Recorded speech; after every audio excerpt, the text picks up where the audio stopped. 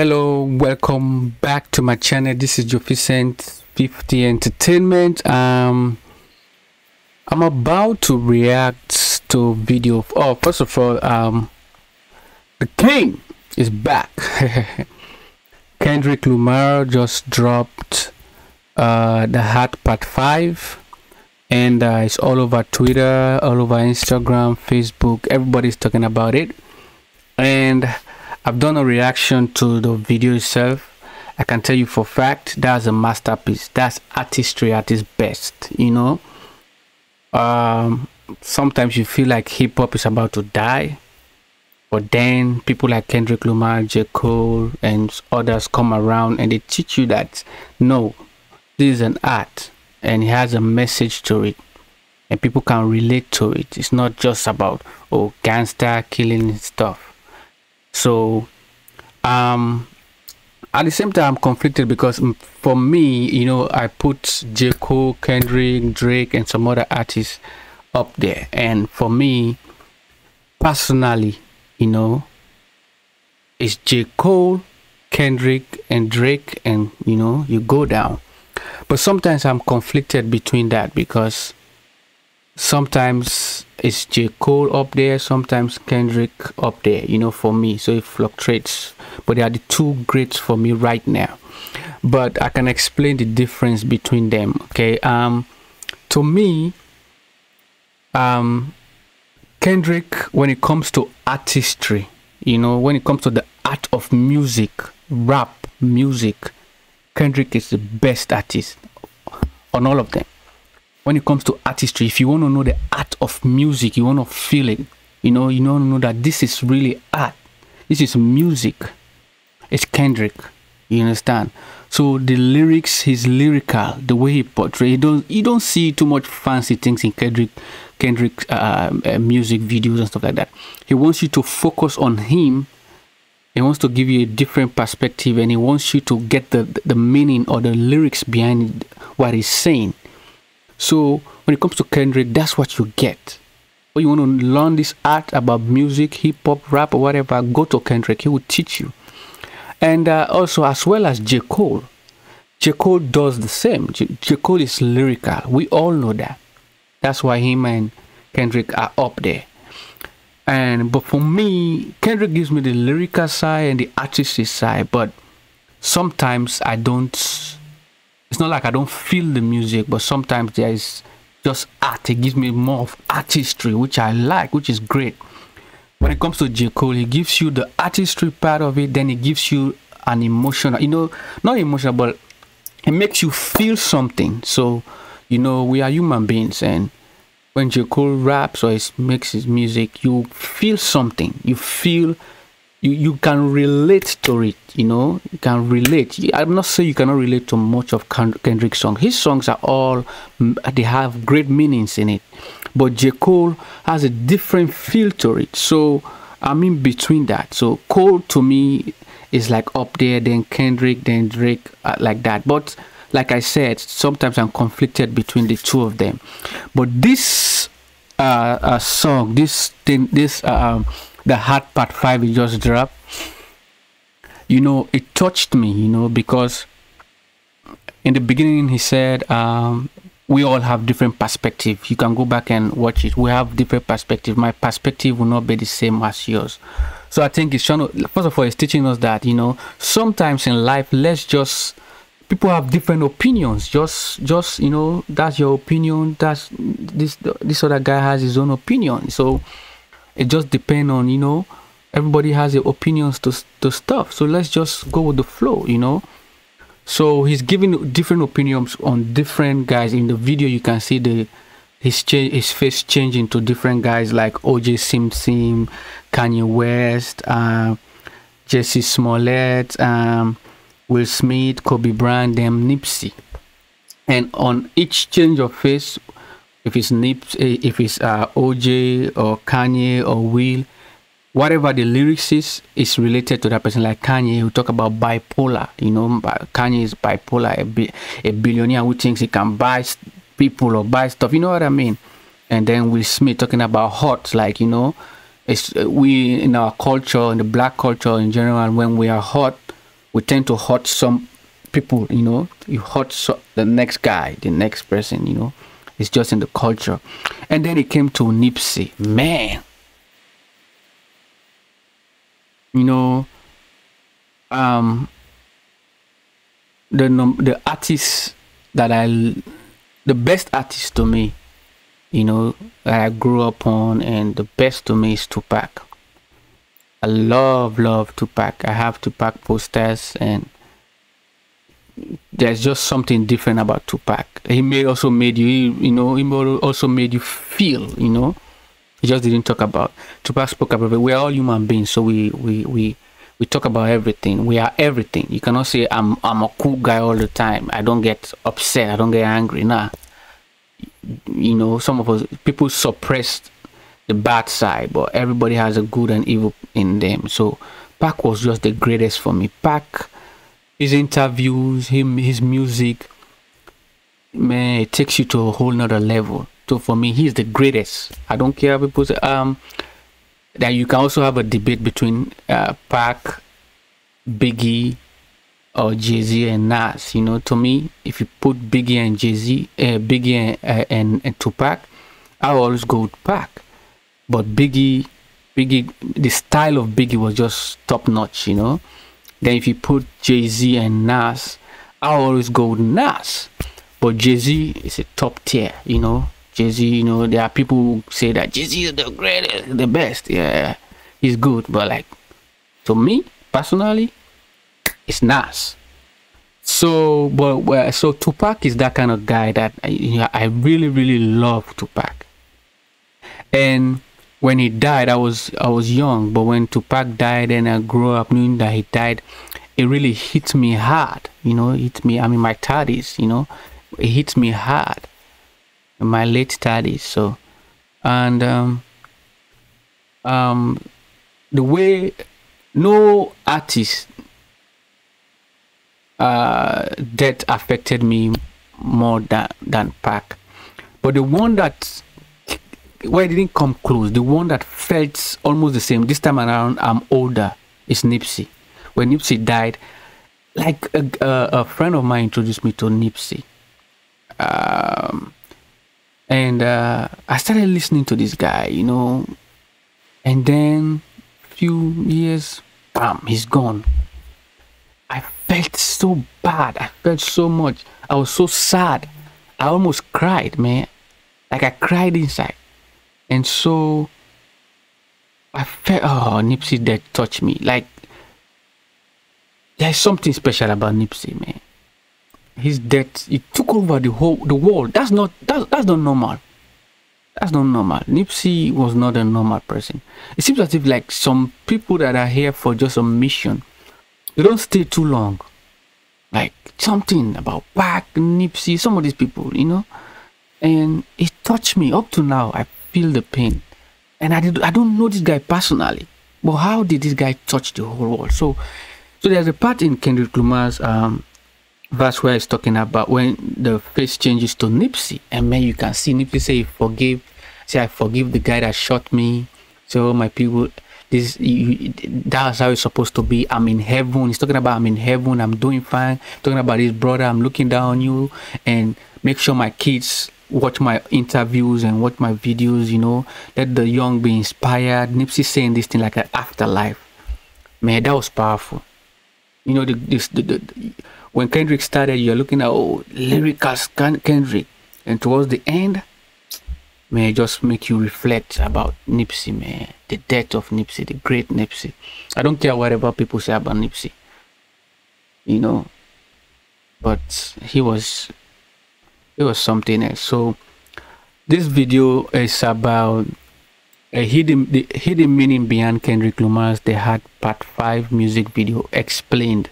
And so after doing a reaction to it, I just wanted to get to this video because someone recommended it to me and say it really explains what the meaning of Kendrick Lamar's video, The Heart Part 5. So without further ado, I know I talked a lot, but I just wanted to express myself and how I feel about it. And so without further ado, let's go. Thank you, Omar. To get people hyped for his upcoming studio album, Mr. Morale and the Big Steppers, Kendrick Lamar just dropped the newest installment of his The Heart series. Songs that he's used since the start of his career to speak straight from the heart about the mind state that he's in, and themes that he's focused on before releasing a new project. This time it's accompanied by a music video where Kendrick uses deepfake technology to transform into multiple culturally influential black figures. Their hands are all over the album cover, and their transformations that line up very intentionally with the lyrics of the track and tell a story of their own. Throughout the song, which samples Marvin Gaye on the chorus, Kendrick reflects on his role and responsibility as a cultural leader, trying to connect to people and create positive change, while also not speaking from a place of self-righteousness and privilege. He's not certain if he's doing enough or he's going about it in the right way. For example, the video starts with a quote from him claiming that he's all of us, that he identifies with and is motivated to help everybody. But even that is made uncertain by the period in the middle. What it really says is just, I am all of us. All of us. Later, when he raps that his consciousness is synchronized with others, the audio goes out of sync with his lips. Consciousness is synchronized and crystal clear. Furthering this uncertainty. He tries to embody and take on all these different figures' perspectives, learning from and reconciling these differences that can't be ignored. But the central tension is that in reality, not everyone is on equal footing. And this uncertainty, this fear that he can never do enough and really connect to the people from the position that he's at, lingers throughout the video. So he opens as himself, as Kendrick the artist, rapping not to us, but to some audience in the distance about the struggles of Compton life, as he's been doing his whole career, quickly becoming self-critical about his portrayal of violence. The fact that murder is talked about so freely and happens so often has desensitized people to it. Something that he feels like he's contributed to.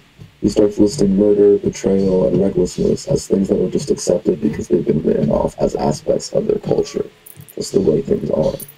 The chorus reveals Kendrick's relationship with the culture as an artist, needing its approval to solidify his platform and his influence, wanting the hood to want him back, and so feeding into its negativity and being the reason the culture is the way it is. He establishes his ties to a lineage of musical culture by referencing Jay-Z's Izzo with his opening lines in the second verse. And with this line, he makes his first transformation into O.J. Simpson, contrasting the descriptions of violence in the first verse with both him and O.J.'s inability to relate to that danger because of their privilege and status. O.J. had a very different relationship with the police and the justice system than the average black man because of his celebrity, and Kendrick doesn't face the danger of concrete shootouts because of his bulletproof robe. The paradox is that he says he's making himself an example and an inspiration, showing that it is possible for someone to make it out. He's not really helping anyone by doing that, because in reality, him and O.J.'s situation is so far removed from its audiences, this hope of safety doesn't apply to the people actually affected by the culture. He then morphs into Kanye when he says the word bipolar, leading into his perspective, a billionaire who believes he can make real change with his money and lift people out of struggle financially. With this line, Kendrick suggests that what Kanye struggles with when it comes to this philosophy is not being able to trust the people around him, being surrounded by yes men, and being used by family and friends. As you can see, I first transformed into OJ.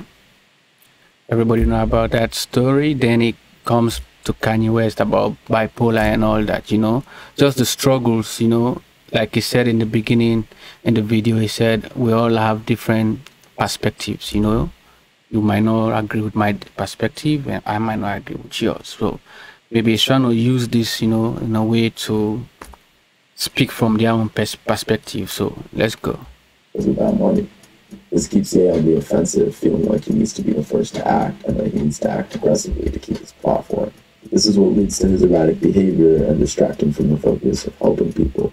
And the word line being said by Kanye also felt like a reference to the college dropout song Spaceship. Next, he morphs into Jussie Smollett, commenting on how people are motivated to play the victim just like he did because they're promoted. Yeah. People are rewarded for saying that they've been through hardship, whether it's true or not. But what's really interesting is that Kendrick stays in this phase for when he describes his own struggle with processing Nipsey's death, describing a real tragedy while disguised as someone who's known for describing a fake one. And it feels like a fraud feeding into the culture that allowed this to happen and grieving over it. A feeling that he shared with us before in songs like The Blacker the Berry. The parallelism goes further with the fact that Nipsey's shooting is a tragic example of black on black violence, and the people who staged Jussie's attack, which... Nipsey, man.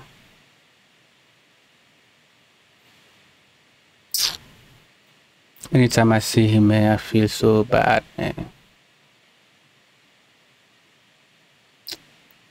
security men he hired, not Trump supporters. The pain that Kendrick feels about Nipsey, the pain that this violence causes, is improperly processed because nothing is done to reach a solution. It's drowned out in liquor, accepted as the way things are, reacted to with revenge and more violence, and downplayed it until a breaking point is finally reached. Infidelity and disloyalty in relationships and other aspects of the culture is ridiculed instead of recognized as a real problem.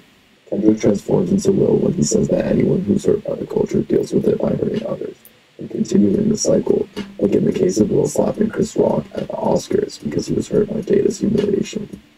This gives new meaning to the chorus now too. Now you can imagine it as Will talking to Jada, wanting her to truly want him back, pointing to what he's done for her. What he's done for her, though, what he's had to resort to, is violence. And Kendrick must feel the same way. This one makes so much sense when it relates to Will Smith. But I want you to want me to. You know? About the narrative out there that Will Smith wants Jada to want him. But Jada really never loved him or stuff like that, you know. She just stuck with him because, you know, that's for some other time. And get the hood's approval by also resorting to violence. This is the struggle he faces and the source of his guilt about his message.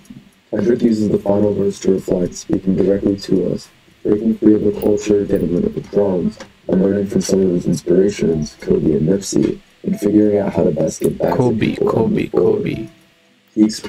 Kobe Bryant, another tragic situation. His deep love and care for the fans, his sacrifice and dedication to uplifting his people, with the intense pressure and responsibility he feels in his role as a leader to be doing the right thing all the time, the pressure that makes him suicidal. His music is being taught in schools, but that does nothing to keep him from being overwhelmed by the pressure to the point of wanting to die to make it end. He even takes on Nipsey's perspective, first imagining that maybe he was relieved when he got shot like Kendrick feels he would be, finally free of all this responsibility. But then he gets optimistic and emulates the work Nipsey did to strengthen his community and help people, admitting that he needs to fix his own flaws before he can fix what's around him. Recognizing that he has all these doubts but still wakes up with more to give us every day, and that's all he could do. Nipsey's approach to giving back, helping the people in his neighborhood, looking after local youth, preaching unity and respect, is something Kendrick hopes to emulate. By the end, he comes to the conclusion, while still embodying Nipsey, that his death may have been needed to bring about real change, get people to wake up and feel the reality and urgency of the changes that need to be made to the culture. Kendrick carries on his energy through this tribute and speaks to that impact, letting us know the energy he's going into his final TV album with, a project that's sure to have an impact of its own for years to come.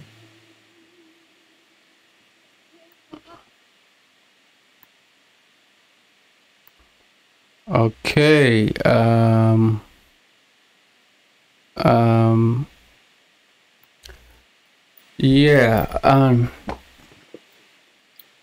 yeah, so that was it, and it made so much sense. The explanation, you know, the meaning, you know, the hidden meanings behind the hard five makes a lot of sense, you know. And credit to the guy whosoever made this video. Salute to you guys. That's a good explanation. And you guys make sure you subscribe to my channel. Go and watch the reaction video that I made towards this song, and you can go check the video out, you know, and just, you know, give your own perspective about it. Like Kendrick said, we all have different perspective. My perspective might not be yours, so that's just life. And this is his last album in the Top Dog Entertainment, and Kendrick is about to drop his album on Friday, May 13th, so make sure you grab that. You know, some people are saying it's gonna be a single album, some people say it's a double album, so whatsoever Kendrick wanna do, we go with the flow. So without further ado, thank you all for watching. This is Joeficent signing out.